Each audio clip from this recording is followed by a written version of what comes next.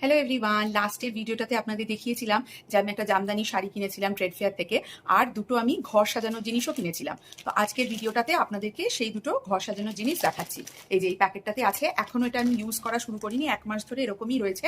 Actually এটা রাখার perfect কোনো জায়গা এখনো আমি পাইনি, তো আমাদের রুমের জন্যই কিনেছিলাম। আসলে ওখানে এত বিভিন্ন ধরনের সুন্দর সুন্দর ঘর সাজানোর জিনিস পাওয়া যায় যে আমি আর নিজেকে কন্ট্রোল করতে পারি না। আমি প্রত্যেকবার ভেবে যাই যে এবার আর কিছু কিনবো না, কিন্তু তারপর গিয়ে ঠিক পছন্দ হয়ে যায় আর কেনাও হয়ে যায়।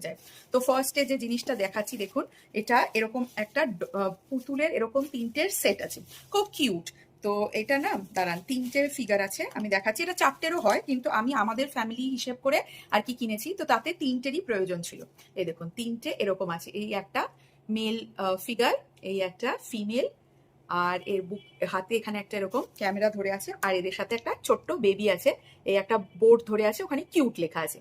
তো আমি এটা এইভাবে মাঝখানে বেবিটাকে দিয়ে এইভাবে রাখবো বলেই কিনেছি।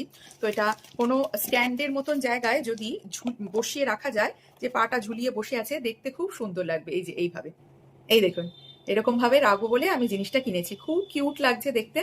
তো এটার কালার কম্বিনেশনটাও আমার খুব ভালো লেগেছে, আর আমি মানে আমি রিকু আর সুজয় সেই হিসেব করে আমি এটা কিনেছি, যে আমাদের 3জনের ফ্যামিলির কথা মনে করে।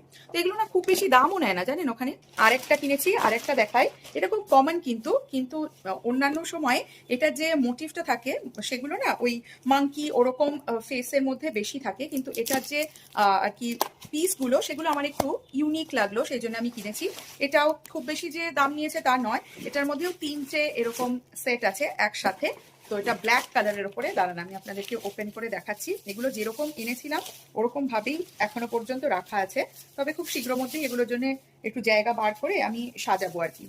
তো এই দেখুন, এটা সবাই নিশ্চয়ই পরিচিত এইটার সাথে, ওই যে মানে বাজে কিছু দেখবো না, শুনবো না, আর এটাতে হচ্ছে বলবোও না।